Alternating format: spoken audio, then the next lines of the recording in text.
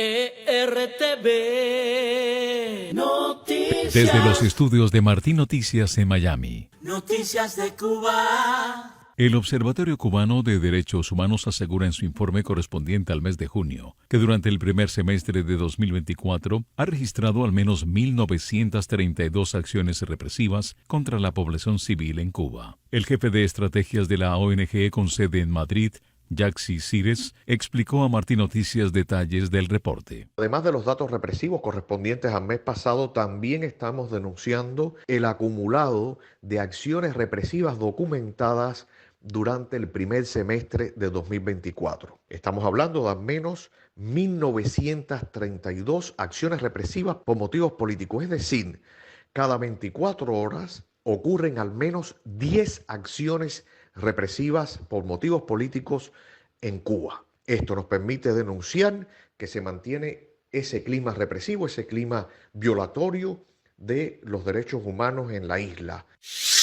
Por otra parte, el Grupo de Trabajo de la ONU para la Detención Arbitraria emitió una fuerte condena sobre una de las causas presentadas por la ONG Prisoners Defenders, en la que se documentan 17 casos vinculados a la represión en la isla, tras las manifestaciones populares pacíficas del 11 de julio de 2021. Sobre esto versará la conferencia de prensa que este lunes 8 de julio, desde Berlín, celebrará la ONG Prisoners Defenders, junto con la Sociedad Internacional de Derechos Humanos. El presidente de la ONG, Javier Larrondo, habló con Martín Noticias. Solo 2 causas y países han recibido una condena multitudinaria en el grupo de trabajo en toda su historia. Cuba ya forma parte de esa negra historia de la humanidad. En 2023, Prisoners Defenders presentó una denuncia en Naciones Unidas documentando los casos de 520 presos políticos del 11J, estableciendo un patrón en las actuaciones del régimen cubano en todas las causas contenidas. Tras estudiar esta investigación jurídica, en una primera carta acusatoria, 6 mandatos de Naciones Unidas acusaron al régimen de Cuba por sus graves violaciones al debido proceso. En esa carta ya advertían al régimen de que caerían más condenas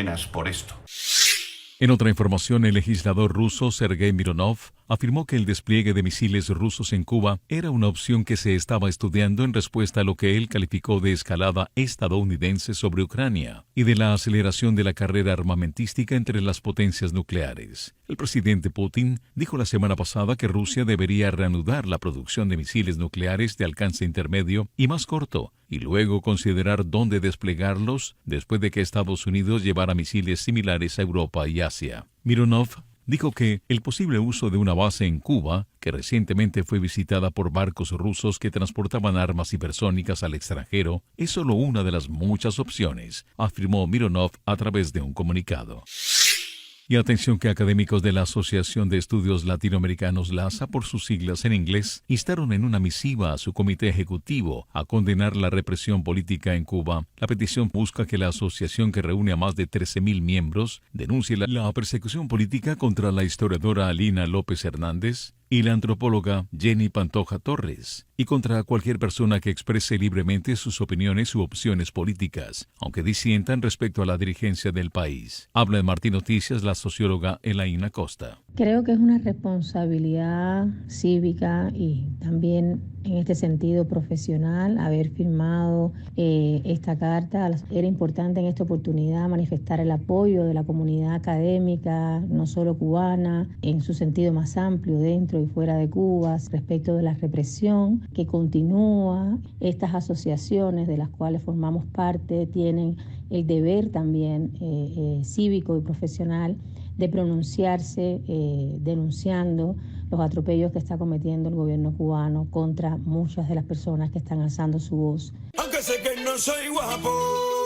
Están escuchando Noticias de Cuba a través de Señal de Occidente en Costa Rica y CDN en Bogotá, Colombia. Estoy buscando una mujer que me quiera. Y en la nota de cierre, el reggaetonero cubano Yomil Hidalgo está de estreno con otro tema muy esperado por sus fans, pues una vez más se escucha la voz del fallecido reggaetonero El Dani. Yo sé que no estoy en tu plan, porque tú quieres un Don Juan. El Plan, título de la canción, es el segundo sencillo del disco Sensei, una producción de Yomil dedicada a su colega.